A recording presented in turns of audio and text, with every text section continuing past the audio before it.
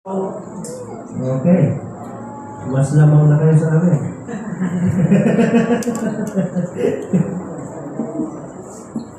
Marami kaming nabisitang church. Pag po kami ay kumpleto, lamang kami sa bilang. Pero kahit kami ay kumpleto ngayon, makalabing-pito man kami, lamang pa rin kayo sa bilang. Diba? Praise the Lord, dahil talagang tayo ay pinahintulutang magkasama-sama. At ngayong umaga ay aking gusto i-share sa inyo ang message na ito. Bagaman ituwan ko ay inyo na narinig, subalit ang message na ito ay usually na ginagamit ko kapag merong mga bagong bibinyagan, kapag maraming backslider, at usually ginagamit ka sa revival meetings. Parang mamaya, bukas na ganun ba ang revival natin? Bukas na ganun. So mamaya, uwi na tayo.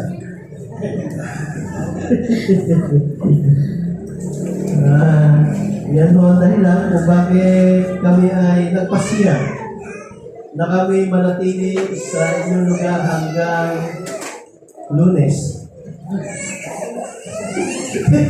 Sana naman, sana 6 kayo. Hanggang Sunday ho, ay tayo ay magsasama-sama. Kayo ba'y nakaranas na tumalikod sa Panginoon? Naranasan niyo na? Na kayo'y tumalikod? Bahagyang nagliwalim? At nakalimot ng kaunti at ng marami sa pananagutan natin sa ating mahal na Diyos. Marahil ang marami sa atin ay talaga naman ang iba po'y hanggang ngayon ay hindi pa nagbabalik. Ano?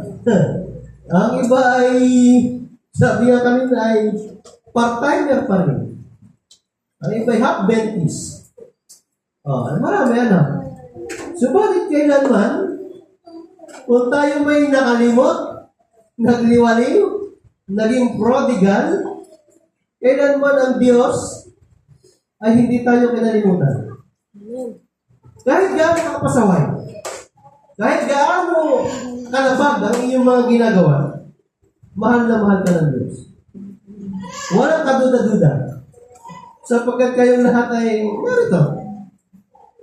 At marahil ay pinahintulutan talagang marinig ang kanyang pabalita. Ito'y pinamagatan kong no turning back. During my college time sa AUP, sino taga AUP dito? Dati na. Ako'y dati rin. Ako'y dati rin. Ay, college time, ano? Hindi ako tayo laro naman. Ano ko po? 1992, ako ay mga 2 taon pa lang. 2 taon.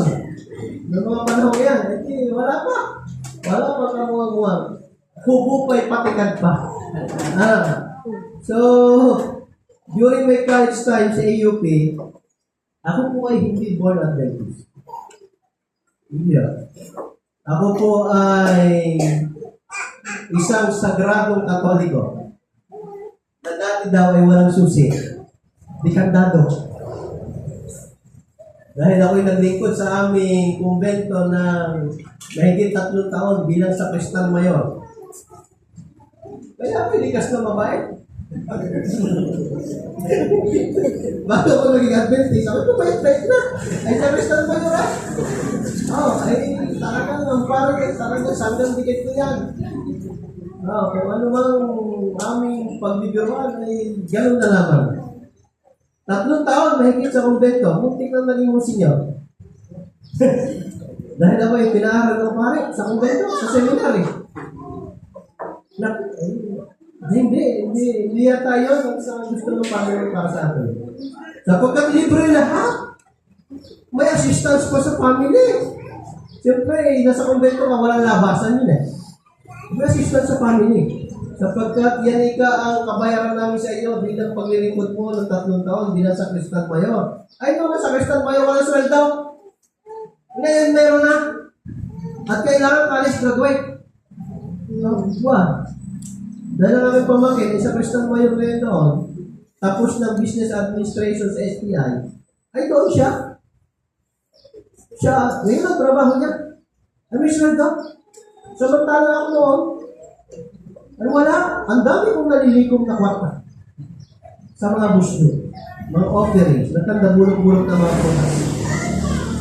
Sa mga katuwid mga kapatid, minsan ay parang pupunta rin ako sa punto gusto kong balikan ang aking mga karanasan nang ako ay Katoliko pa. Masarap ang iyan po ay. Masarap. Ay sabi, ngayon, pero parang hindi ko mabangkit. Ay masarap. Pagdating sa bagay na yun. Diba? Kaya ayaw ko nang magkaroon ng turning back. Hindi ko alam sa inyo. Kung gustuhin nyo pang tumalikod. Sapagkat dito sa ating pag-aaralan, ay bibigyan tayo ng kapaliwanagan sa Aklat ni Juan, ang Kapitulo 27. Aking nilagyan ng dilaw yung present tense na dinirinig ng aking mga tupa, ang aking mga tinig. At sila'y aking nakikilala. At sila'y nagsisisunod sa akin. Kayo ko ay nakaranas ng magpastol. Sino nagpapastol ng kambay? Ng baka? Ng kalabaw? Ng asawa? Wala. Ibig sabihin, aking ikinukulit lagi ito na ang lakbaying Kristiyano. Christian. Okay naman? Ang lakbaying Kristiyano po ay step by step. Sa aklat ni Mrs. White, na ang pamagatay Steps to Christ. Yung mga bulpultor? Ano lang tayo bulpultor dito? Si partner, ay talagang, di ba yung lakbaying Kristiyano, pagdating sa aklat ni Mrs. White, ang nakalagay ay Steps to Christ. Hindi yung sinabing jump to Christ. Hindi sinabing run to Christ. Ang sabi ko doon ay steps. Merong hakbang. Ang pamumuhay ko at pamumuhay ninyo bilang Kristiyano ay step by step. Kaya ating pagmasdan, ating pag-aralan, kung paano ba mabuhay ang isang Kristiyano na hindi nakalilimot sa tinig ng Diyos. Ay mahirap po mabuhay bilang Kristiyano na kapag tinawag ka ng iyong pastol, ay kilala mo ang iyong pastol. Kapag tinawag ka ng pastol mo, ay kilala mo rin ang iyong tupa.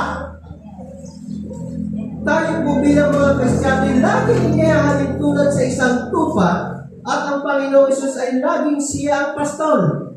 Ang sabi ay, dinirinig ng aking mga tupa ang aking tinig. Dinirinig nyo nga ba?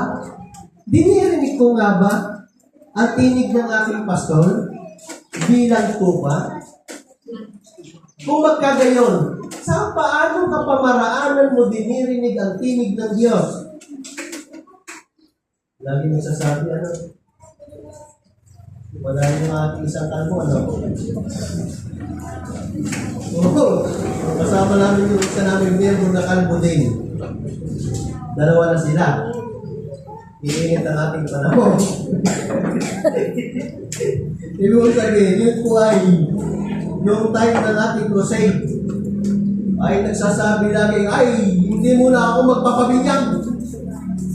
Sapagkat meron pa akong mga gawain at mga bisyong hindi maiwan-iwanan. Aba, ano makarinig ng tinig ng Panginoon? Ay, nangungunang-unang tumayo sa harapan. At papapakin niya. Napapakin na imagine niyo ba pag narinig niyo tinig ng Diyos? Na kahit gaano katigas ang puso mo. Pusong bato. Sabi nga nung nakaraan mo leksyon na, papalitan ng Panginoon ng pusong laman ang puso mong bato para makaramdam. Hindi papayagan ng Panginoon ang puso mo ay mananatiling bato hanggang muli. Papalitan niya ng pusong laman na may pakiramdam. Isang pakiramdam na mayroon kang gagawing pagbabago patungo sa Panginoon. Huwag naman po pagbabagong papalayo sa Panginoon. Hindi po yun ang tamang pagdinig sa tinig ng Diyos. Yun natin. Ayan pa ako ng pointer. Ikalapit ko naman pala din yan na lang. Sa 28, inyo pong pagbasta ng mga talata, ha? At sila ay binibigyan ko ng walang hanggang buhay. At kailanman ay hindi sila malilipon. Hindi sila aagawin ng sinuman sa aking kamay. Ito ay mariing ginagamit natin ng mga kapatid natin na mga baptist sa doktrinang once saved, always saved. Pero pag binasa mo yan pabalik, 28, 27, down to 10:1, John chapter 10 verse 1, makikita mo hindi gano'n ang mensahe. May kondisyon na kailanman nagsalita ang Jesus na hindi ako, hindi kayo, ipaagaw kanino man. Kung may magtangka na agawin kayo sa kamay ni Jesus, hindi pinapayagan ng Panginoon. Hindi kailanman niya papayagan. Kaya naman, it's up to me, it's up to you kung bibitaw ka sa kamay na nakahawak sa'yo. Lagi ang Panginoon Jesus nakaganyan ng kamay, pansinin niya.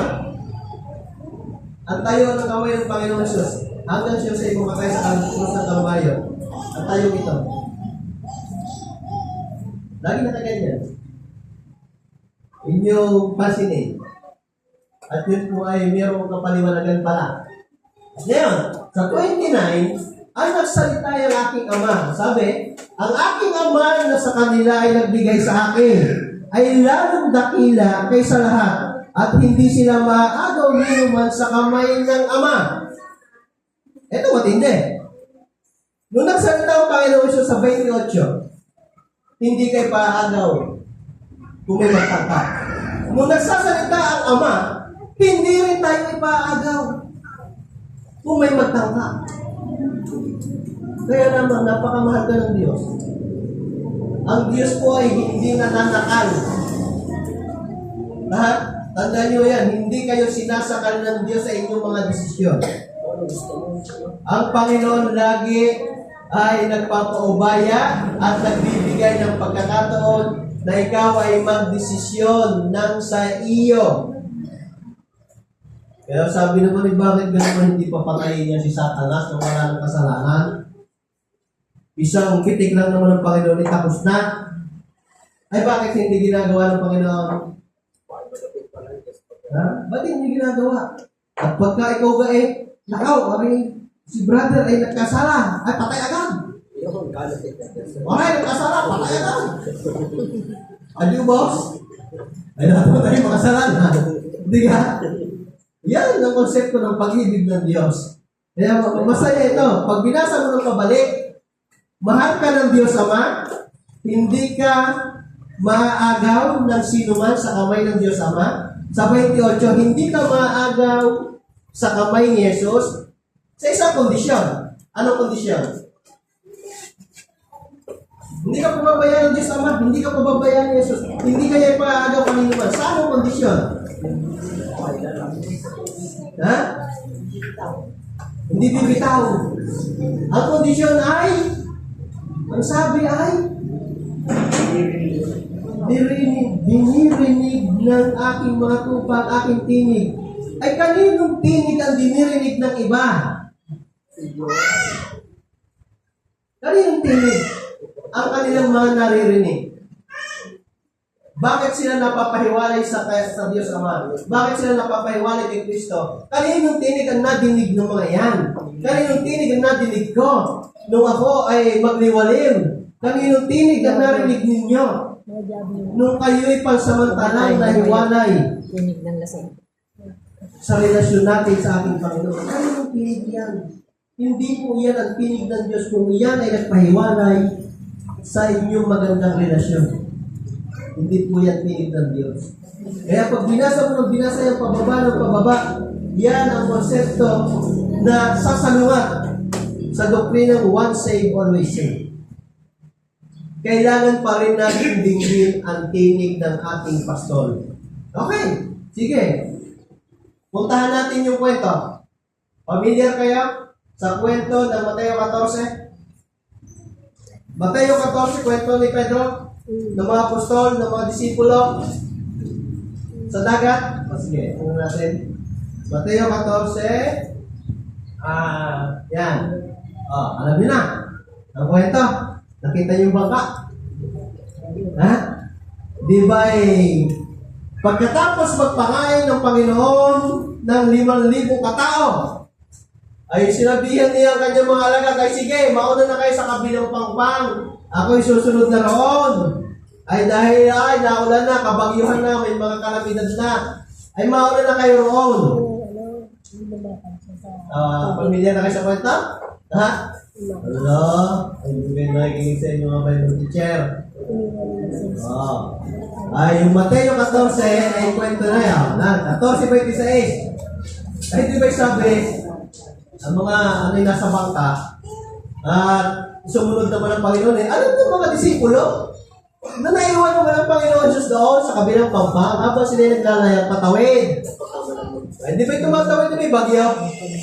May bagyo, may kidlat, makulimlim, talagang malakas ang alon. Ay sabi nang makita siya ng mga alagad, ay nakoy, lumalakad sa ibabaw ng dagat. Ay sino na naman tao kung kakayang lumakad sa ibabaw ng dagat? Ha?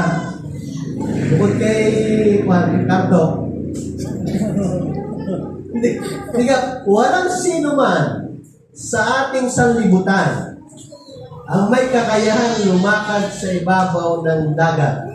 At ang mga apostol, ang mga disciple, ay may nakita sila lumalakad sa ibabaw ng dagat, ay napagkamalang multo. Ay sabi multo.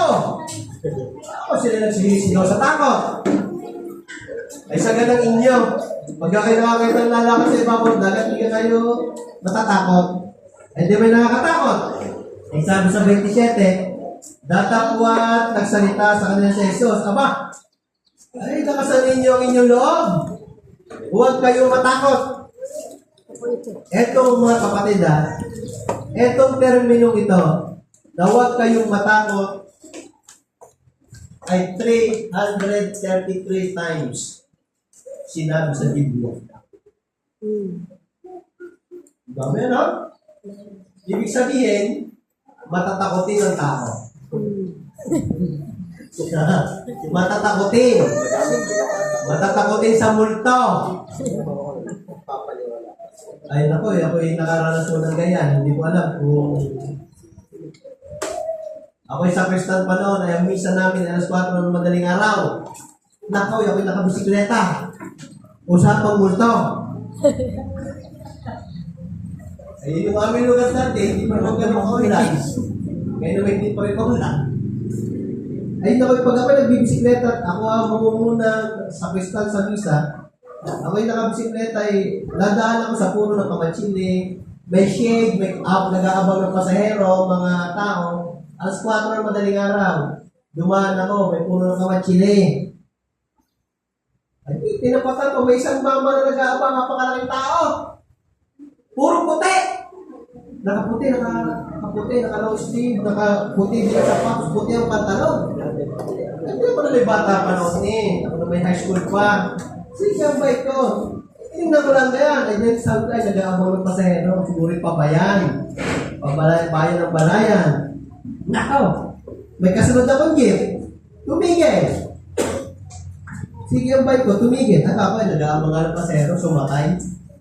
Naku, dumaan sa akin tapat ang jeep. Walang laman. Nawala na rin yung tao.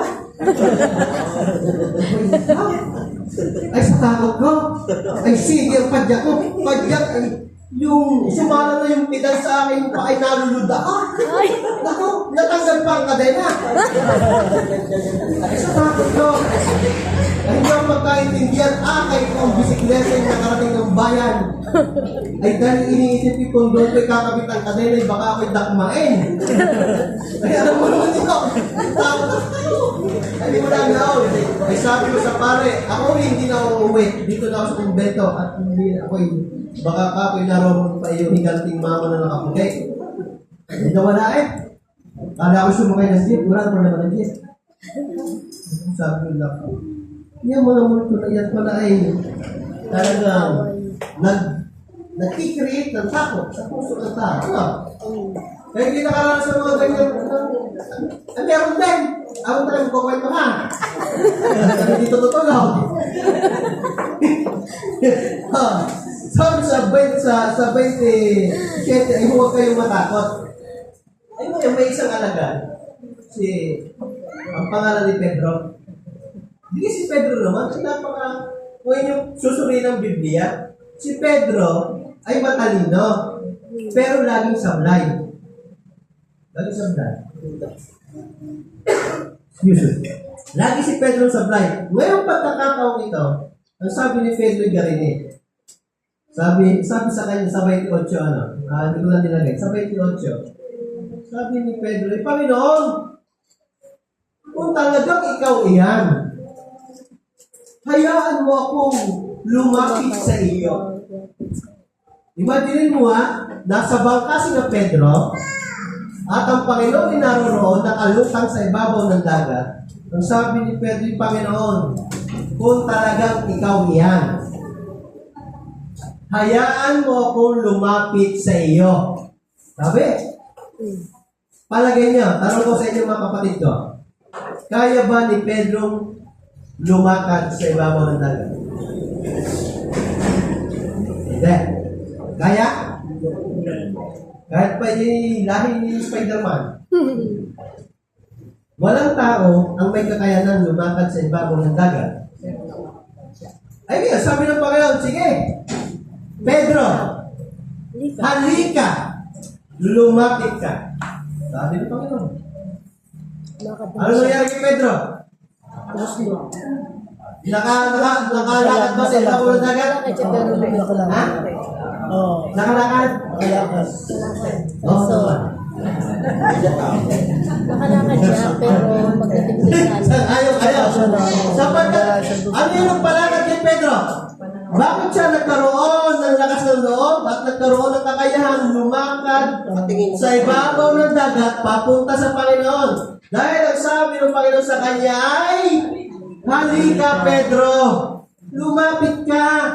Ano mo si Pedro ito? Sige Panginoon, lalapit na ako. Lakad siya sa ibabaw ng dagat, makulimlim, may kidlat, may bagyo, malakas ang alon. Ay, biglang lumubaw habang naglalakad. Lumubog si Pedro. Good to say na naglalakad na siya papunta sa Panginoon. Naglalakad na, nakakalakad sa ibabaw ng dagat. Biglang lumubaw si Pedro. Hindi nakarating sa Panginoon. Hindi nakarating kay Jesus. Bakit?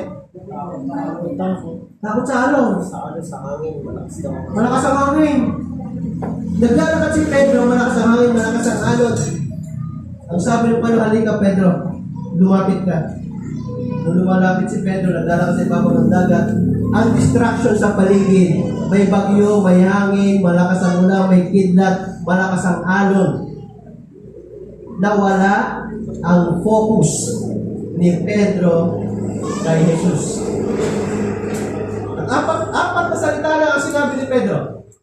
Apat na salita lang. Sa bandang baba. Apat na salita. Panginoon, iligtas mo.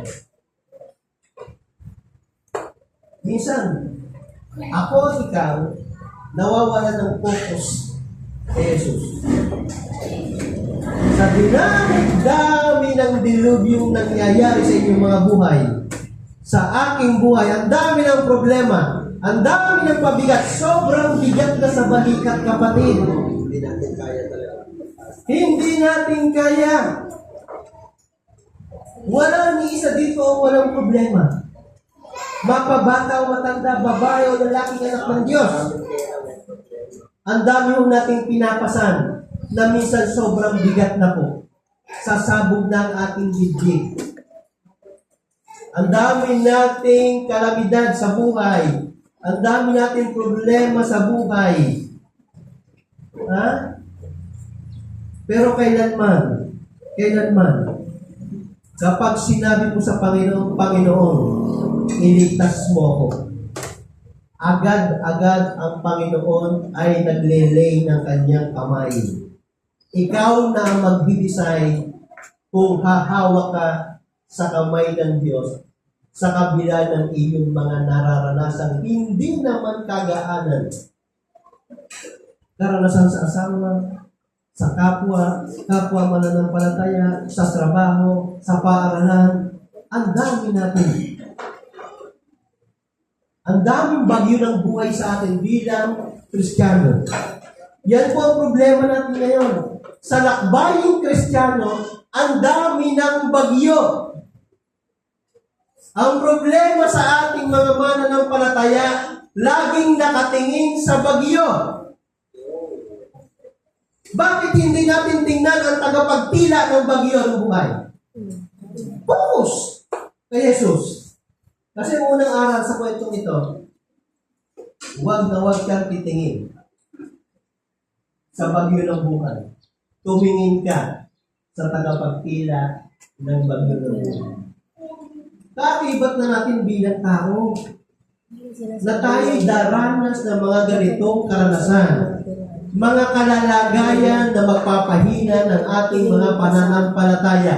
Mga karanasan maglalayo sa ating Panginoon.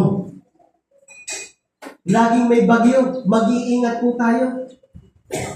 Sapagkat minsan, ang bagyo po ay signal number 3, signal number 4. At kapag po yan ay naganap sa ating mga personal na buhay, ang kaaway po'y laging nakaabang sa inyo. Willing kayong salugin. Pag kayo ay sinalo ng kaaway, masarap din siyang mag-alaga. Kasing sarap kaya ng pag-aalaga ng Panginoong Yesus, pag-aalaga ng sumasalong kaaway. Kaya minsan po ay lagi po mag-iingat sa mga bagyo ng buhay na ating dinaranas, ay inyo po titingnan ang tagapagpila ng bagyo ng buhay. Huwag kayo sa bagyo ng buhay tumingin. Kay Jesus tayo lagi nakatingin. Pangalawa, kwento. O, kilala niyo yan. Ha? May aral yan. Di ba?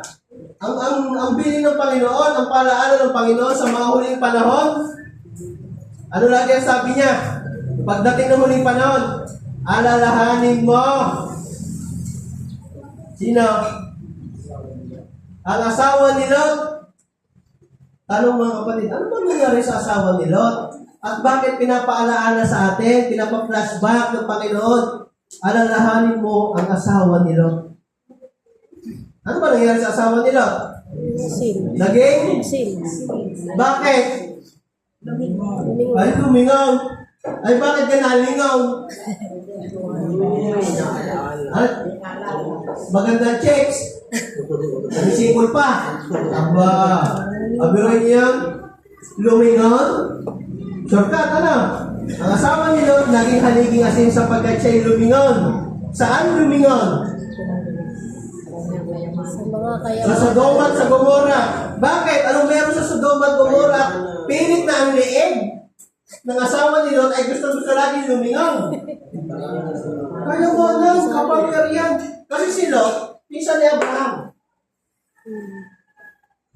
Si Lot ay pinsan ni Abraham. Galing sa mayayamang angkan.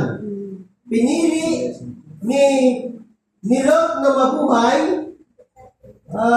Teka, okay. Pinili ni Lot na mabuhay sa karangyaan, sa Sodoma at Gomora, kung saan ito'y pugad ng prostitusyon, pugad ng lahat ng kasamaan, pugad ng mga magnanakaw, pugad ng mga rapist. Sila ay mayaman doon. Napakayaman. Makapangyarihan. Naandun ang karangyaan. Mayaman ang pamilya ni Lot. Winarni na sila ng Panginoon. Kapag binasa mo ang 17 ng Lucas, winarni na sila ng Panginoon. Magsipaghanda kayo, Lot, at bugunawin ko ang Sodoma at Gomora, sapagkat ang bayang yan ay pugad na ng kasamaan. Lilipunin ko ng masasama. Magsipaghanda kayo. Nagpadala pa ng anghel. Imagine this, kapatid. Ang ipinadalang anghel ng Panginoon sa katauhang tao ay muntik pang ma-rape sa Sodoma at Gomora. Pag binasa mo ang story. Ganun kasama. Ang lugar na yun, kaya gusto lipunin ng Panginoon. Ngayon, ang sabi, maghanda kayo. Ay si Lot, meron siyang act of complacency. Parang relax lang. Relax si Lot. Kaya yung kampante, kaya yung kanyang asawa, tinitingnan si Lot eh. Kampante naman itong asawa ko. Okay lang naman hindi maghanda sa paghuna. Parang hindi pa naman mangyayari. Dahil si Lot naman ay napaka-relax na relax pa. Nakita niyo, pakuya-kuya-kuya pa. Yung ginunaw na. Sige, takbo. Nagugunaw na. Ano sabi ng Panginoon sa kanila? Huwag kayo lilingon. Sabi, okay, lilingon. Naku, ito namang si Lot ay napaka-relax, okay na okay, ay pinagmamasdan ng asawa, ay okay naman ang asawa ko eh. Ay, tapos itong asawa ay materialistic. Naandun lahat siguro kanyang mga alam, ang kanyang kayamanan, ang kanyang mga pinagpipitigan ng mga ari-arian. Kaya sa payo ng Panginoon na huwag kang lilingon, ay lumingon pa rin. Nung lumingon, yan ay nangyari sa kanya yan. Nung binubunaw na. Nung lumingon, yan. Anong aral? Sa maikling story, sa short story ni Lot? Huwag kang titingin sa kapwa mo. Tumingin ka kay Kristo. Yan ang mahigpit na dahilan, mga kapatid ko. Mga minamahal kong mga kapatid sa Iglesia ng Santa Lucia. Kahit sa ibang church na ating dinadanan, mismo ang ating mga kapatid sa loob ng iglesia ay tayo ay kinatitisuran. Tayo ay natitison. Yung iba'y hindi lamang natison. Gusto ka ba? Bakas-bakas pa. Paano tayo makarecover? Sapagkat tayo po ay nakatingin sa ating kapwa. Tulad ng asawa ni Lot, siya'y nakatingin kay Lot. Hindi niya pinagtitingnan ang paalaala ng Panginoon, ang babala ng Panginoon. Sa ating bilang mga mananampalataya, tagapagtaguyod ng pananampalataya ay pinagkatiwala sa atin ni Kristo bilang miyembro ng mga iglesia ng mga nalabit. Kiniklaim niyo ba yan? Na tayo miyembro ng iglesia ng nalabit? Bilang tayo mga miyembro ng iglesia ito, mahigpit kong ibinibili ng Biblia na huwag po kayong titingin sa inyong kapwa. Diretso ang tingin kay Kristo nang hindi kayo nababayakin, nang hindi kayo natitison, nang hindi kayo nadadapa, sapagkat ako at ikaw ay isang taong makasalanan. Ipinasasalamin lamang sa atin kung sino tayo. Ng mga kautusan na ating pinagtitingnan. Na ikaw pala kapatid, ganyan. Ay, doon tayo sa kapatid hindi nagsisimba. Pag-iingatan ang ating mga salita. Sapagkat ang salita ay parang espadang napakatalim, masakit makasugat. Malalim. At baka ikaw ay maging dahilan ng pagkakatisod ng isa nating kapatid. Ang sabi, dapat ikaw ay maging kapakipakinabang sa iyong kapwa, lalo tigit sa kapatid. Ang sakit na makarinig ka ng salita. Ang sakit na mapunak ka. Lalo na ngayon mga kabataan natin. Marami mga kabataan na sa Tarsi. Siya na. Kakunti na ano. Ang mga kabataan niya sobrang sensitive. Masita mo na konti sa dress code. Masama na ano. Masita mo na konti sa ganitong bagay. Agad yung kinakailan sa sunod na Sabado, hindi mo na makikita. Hindi na aawit. Nakatingin kasi sa kapwa. Hindi nakatingin kay Kristo. Ililigtas ka ba naman ang kapwa mo? Ni iyong anak, ni iyong magulang, ni iyong ina, ama, ina, anak. Hindi ka ililigtas ng mga iyan. Ang sinasabi, tumingin ka kay Kristo. At si Kristo ang kaligtasan. Hindi po pwede na nang dahil sa isang tao, nang dahil sa kapwa, humihina ang iyong pananampalataya, nasisira ang relasyon sa Panginoon. Kaya ang dami natin ang tagal bumalik sa iglesia. Sapagkat ang karaniwan sa atin ay ang puso ay hindi laman. Ang puso ay bato. Pinabato na ng pagtingin sa kapwa. Nawala na yung pagtingin kay Kristo. Yan ang kakalapot ng mga kapatid ko. Pangatlong kwento. Ang kwento ni brother ano? Sensya na kayo, no? Namiss ko lang ang kwento. O yan, ako ano yan? Tulong! Mga kapatid, yung mga ganyan senaryo.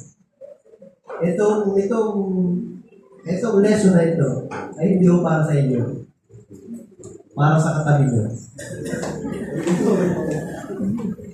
Yung mga ulat katabi. Para sa akin, para din sa Ang mga lesson ito hindi para sa inyo. Para sa katabi ninyo. Kaya minsan, inyong tapusin, huwag na huwag kayo magtutok-atok. Huwag na huwag kayo ingatan yung mga ko ng inyong nood yan. Matigas yan. Huwag ka huwag pala yung ganyan. Malapit na ilang minuto ka ng kapatid. Iyon ang suhaya ng iyong ulo ng hindi alam. Tuloy tayo. Ang paalala sa atin ganito. Ngayon sinasabi ko sa inyo mga kapatid, natanda ninyo ang lumilika ng pagkakababahagi at ng mga katitisuran. Nakaw, nalaban sa mga aral na inyong natutunan. Ay, gantihan nyo! Ha? Ay, hindi ako yung ginawa ng kaso at saka dito magsalita yung piko pahamon ko sa aso. Pagtapat dito sa amin, ay nakaw, papatirin kita. Ang payo ng Biblia, kapatid, lumayo kayo sa kanila. Pero may bukod na pag-aaral diyan, huwag kayo matatapos dyan. Lumayo kayo sa kanila. Huwag ibig sabihin, huwag niyo muna patulan. Sa paglaban niyo na patulan. Huwag niyo papatulan. Lumayo kayo doon sa taong nagbibigay ng katitisuran. Lumayo kayo doon sa taong nagbibigay ng pagkakabahagi. Pero pag pinag-aralan mo yung Romans, itutuloy mo 18, kapitulo 18 hanggang 19. Ang sabi doon ang pansamantalang paglayo sa mga kapatid na nagbibigay ng pagkakabahagi at katitisuran, pansamantala. Hindi forever na ilalayuan mo yon. Ang pansamantalang paglayo, sabi temporary. Babalikan mo rin. Para kayo maging magkaibigan muli. Maging magkasama sa pananampalataya muli. Kaya medyo ingat-ingat tayo dyan. Ito na, ang pangatlong kwento. John chapter 6. Napakaganda rin yun. Waring iti tatamat lalabas. Tumbok. Hindi lang tayaan. 666. John chapter 6, verse 66. From 65, 66 hanggang 70. Ito yung story na medyo nakakakabog ng dibdib sa akin. Ano kung bakit? Matapos kang pakainin ng Panginoong Yesus sa pamamagitan ng tinapay at isda. Ilang tinapay kayo? 5. Ilang isda? 2. Anong isda yun? Pilas? O, tamba. Ayaw pa rin pilas. Di ka? 2 isda, 5 tinapay. Ilan po ang pinakain? Ang dami. Di ba sabi sa tala, may 5,000. Babae lalaki. Pero may susok naman doon na mas marami pa. Sabihin natin mas marami. After ng story niyo, alam niyo ba na marami ang hindi sumampalataya sa Panginoong Hesus? Pinakain ka lahat. Nakita mo? Ang gusto kasi ng mga tao, gawin nating Diyos si Jesus. Sapagkat kaya niya tayong pakainin, hindi tayo mawawalan ng ating mga pangangailangan. Ang gusto lang pala, gawin natin itong hari, itong tao ay gawin hari, sapagkat naibibigay niya ang ating mga pangangailangan. Hindi sa naniniwala si Jesus ay Diyos. Ang gusto lang nila ito'y ating gawing hari, sapagkat naibibigay niya lahat, mga tinapay, isda, mga pagkain. Ay ano sagot ni Jesus sa putong yun? Ako ang tinapay ng buhay. Ang sino mang sumasampalataya sa akin ay maliligtas. Aba, yung marinig ng mga tao yun ay nako, hindi naman pala kaya ibigay ating mga pangangailangan. At siya ang tinapay ng buhay. O, ay dulog niyo. Yung John chapter 6 na yan, ang sabi, umalis na yung mga tao at hindi sumampalataya kay Jesus. Alam niyo ang tanong sa kanyang mga alagad, sa 12 disciple? Mga alagad, iiwan niyo rin ba ako? Iiwan niyo rin ba ako? Itanong kaya sa inyo ng Panginoon yan. Tayo sama-sama. Nagtanong ang Panginoon. Santa Lucia, SDA Church, at Leas, iiwan nyo rin ba ako tulad ng pag-iwan sa akin ng mga tao? Masakit sa dibdib na iniwan ng mga tao ang isang Panginoon na nagbigay ng kanilang mga pangangailangan kapalit ng hindi pagbibigay sa kanila ng hinahangad nilang pansariling interes. Nakita niyo yung punto? Sa kwento ng John 6:6 ito, ang sabi ay tumalikod at hindi na sumama sa kanya. Naku, ay napakasakit. Dahil dito marami sa kanyang mga alagad ay tumalikod at hindi na sumama sa kanya. Matapos ang lahat, pinagsamahan natin, yung pala naman ay napaka-materialistic ninyong tao.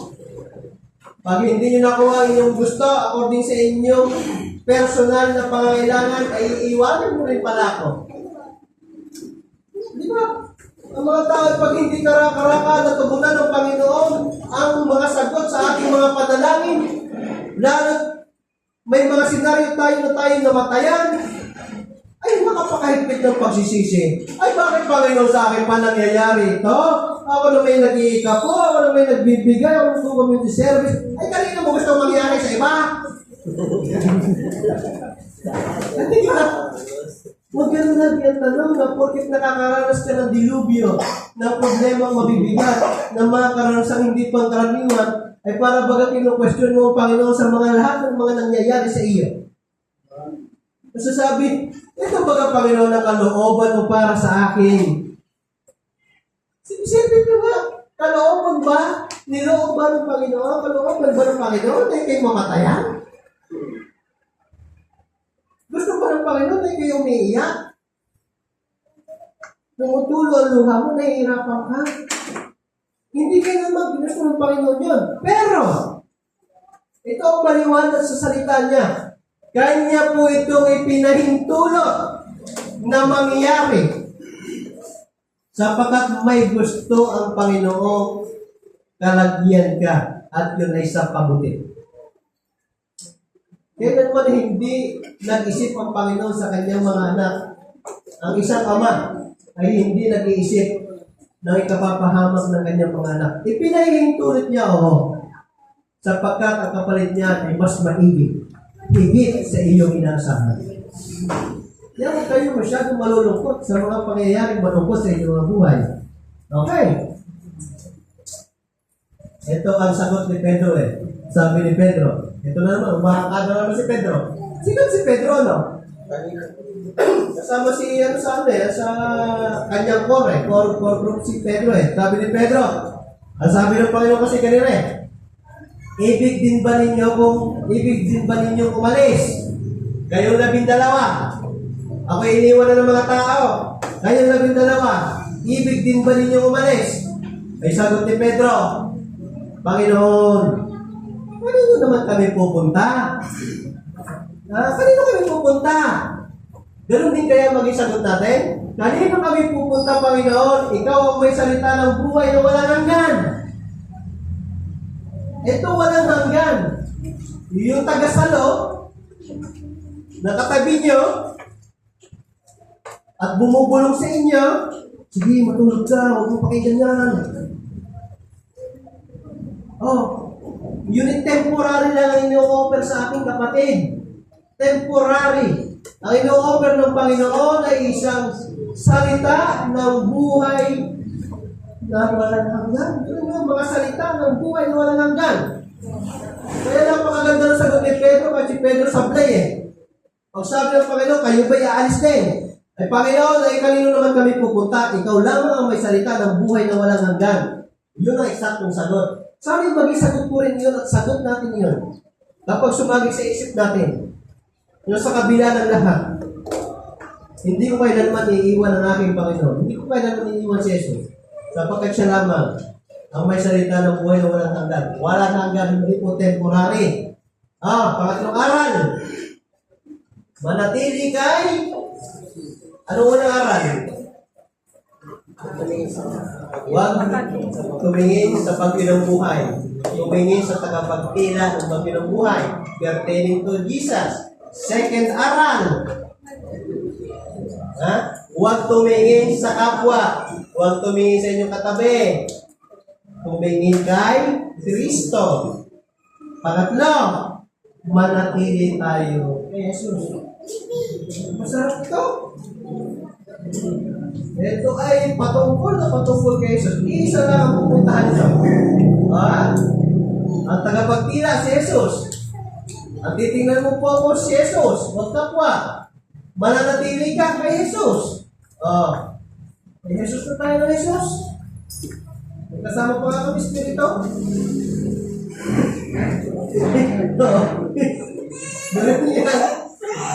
Wala yung isa lang kasama. Di Jesus. Nasa amin ang lahat, may Jesus kami, may Espiritu pa. Okay, tuloy tayo. Talaga namang ito yung nakakalungkot na tumalikod kay Kristo sapagkat ganito ang mangyayari. Kapag po kayo, di ba ang senaryo sa atin, kapag nabinyagan, kasi naalala ko nung ako ay nagsalita sa crusade, ilan nabinyagan natin? 14, isang taon, sa nabinyagan, ay mahirap ilubog. Naka-4 na atin. Hindi na palubog ilubog. Bakit? Hindi siya mapalubog. Hindi naman siya matangkad. Hindi siya matangkad sa tao. Mahirap ilubog, hindi mapalubog. Naka-4 na atin. Bakit pinapaulit-ulit ng pastor na dapat malubog siya ng todo? Hindi pwedeng sulpot ang tok-tok. Hindi pwedeng sulpot ang tok-tok. Dapat lubog, immerse. Bakit? Hindi pwedeng sabi, okay na yan. Hindi ang problema ka, okay na yan. Hindi pwedeng okay na yan.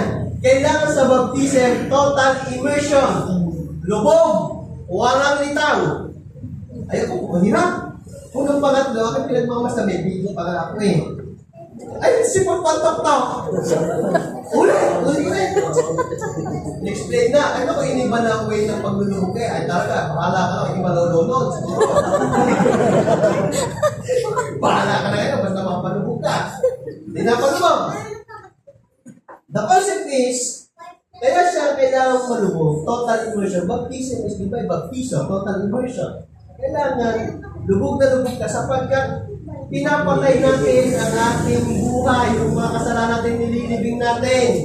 Para pag-ahon natin yung ating lumang buhay, lumang ugali, lumang gawin, lumang vision. Lahat, pag-ahon natin yan, bagong tao na tayo kay Kristo. Bago na.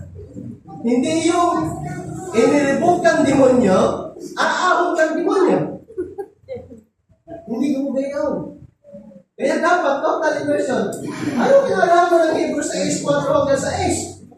Sapagkat kapag tayo po bilang mananampalatayang Adventista, kapag tayo ay bumalik muli sa ating nakagawian ng panahon una bago tayo maging Adventist, para po natin muling tayo mismo ang nagpapako sa kamay ng ating Panginoong Hesus. Tandaan niyo yan.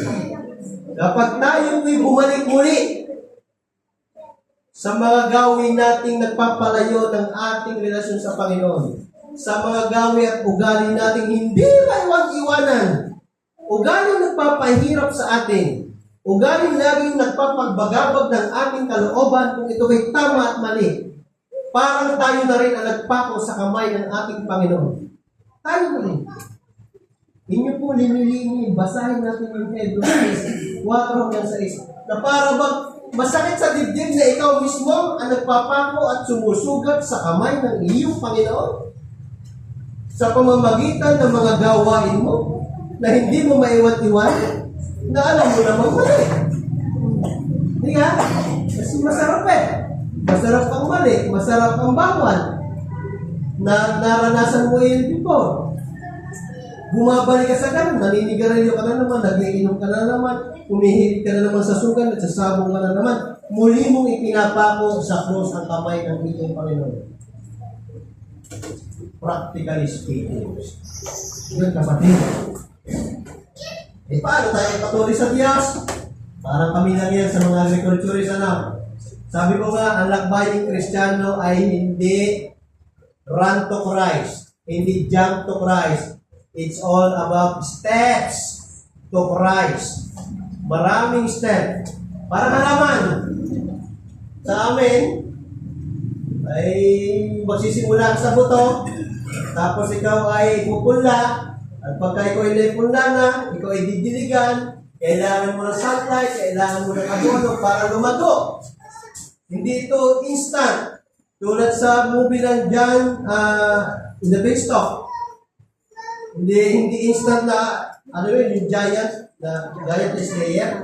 Giant slayer, Di ba yung buto kabilis sumakay? Saan na nakakaabap? Hindi ho gayon ang ating lakbayang Kristiyano. Ang lakbayang Kristiyano natin ay step by step. So, kinakailangan na minsan, yung mga struggles natin, huwag masyadong nilalayo ang sarili, kapatid. Sapagkat hindi lamang ikaw nakakaranas. Lahat po tayo ay pinahintulutan ng Diyos na makaranas ng problema. Magkakaiba lamang tayo ng level ng problema. Magkakaiba tayo ng paraan ng pag-solve ng problema. Pero iisa tayo ng Kristo. Yan ang tunay. Iisa tayo ng Kristo. Hindi pwedeng ang solusyon ko, hindi galing dyan. Ang solusyon ko at solusyon mo ay iisa ng pinanggalingan. Ipinahintulot na niyang mangyari yan because there are lessons to be learned sa part mo at sa part ko. Kaya huwag kayo masyadong mahimutukin. Promise lang yan.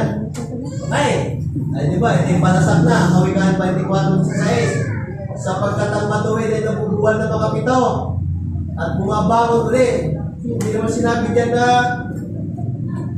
ang masama ay nabubuwan lang. Sino nabubuwan? Matuwid. Matuwid na nabubuwan. Hindi sinabi masama. Sabi, sapagkat ang matuwid ay nabubuwan ng mga pito, paulit-ulit ito. Bumabangon muli. Ngunit ang masama ay nabubuhan sa kasakunan. Walang pagbangon. Gano'n mo yun.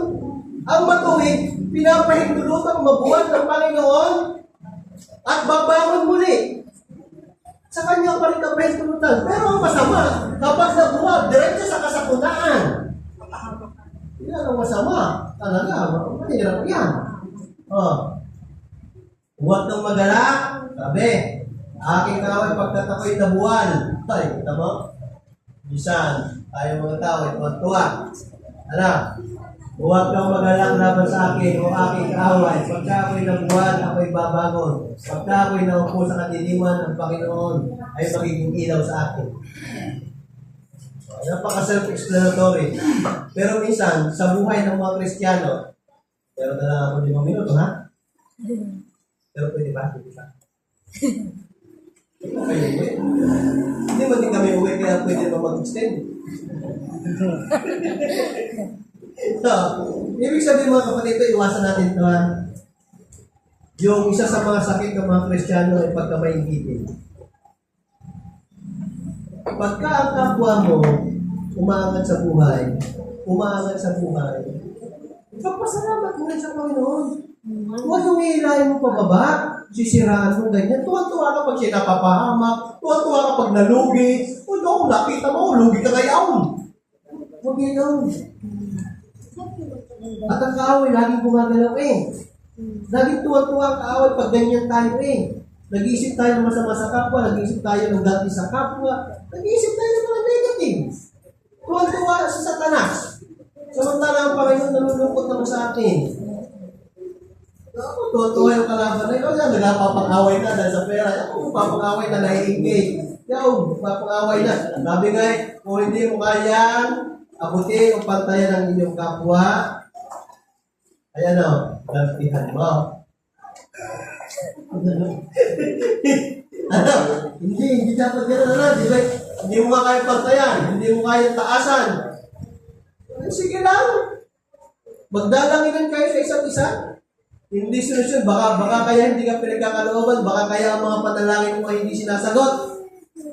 Sapagkat ang iyong mga thinking, ang iyong mga thoughts, alam ng Panginoon niya kahit hindi mo sabihin. Sabihin ako, bakit kaya ang Panginoon hindi mo natin ang aking panalangin ay mahigit ng 1 taon na hindi pa pinagkakaloob. Tanungin mo rin po ang inyong sarili. Nung kayo ba'y tumawag at nakipag-usap sa Panginoon, anong mga nasa sa isip ninyo? Di ba? Hindi natin alam na habang kayo nananalangin at nagpipray ng mga answer sa inyong mga problema, ay meron naman pala mga personal na interest, mga pwedeng makasagasat sa kapwa. Yun po ang pag-iingatan natin.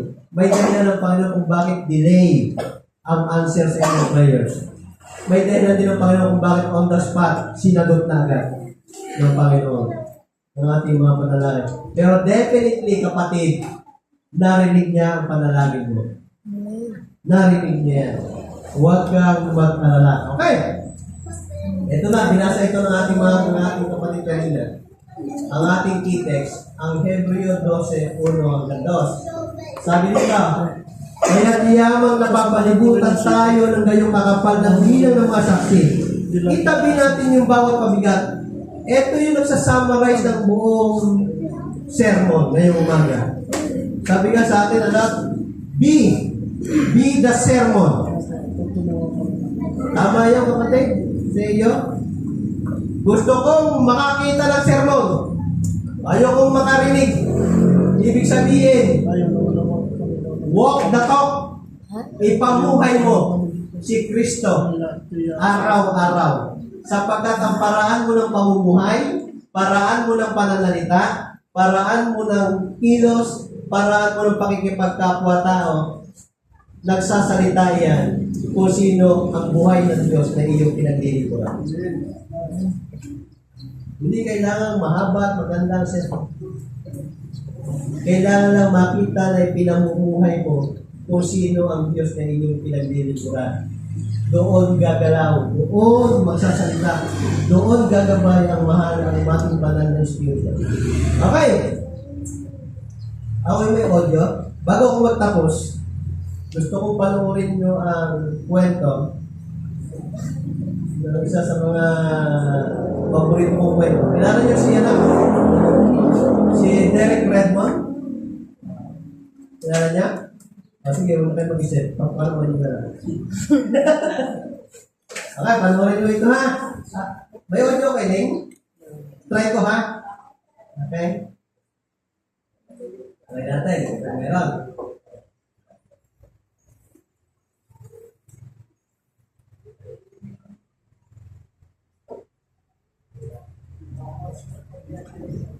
Wala ba?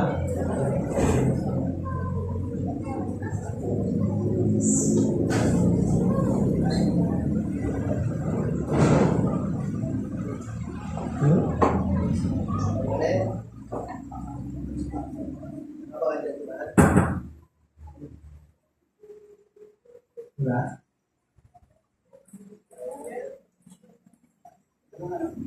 Casio. Ano lang Casio? Yan?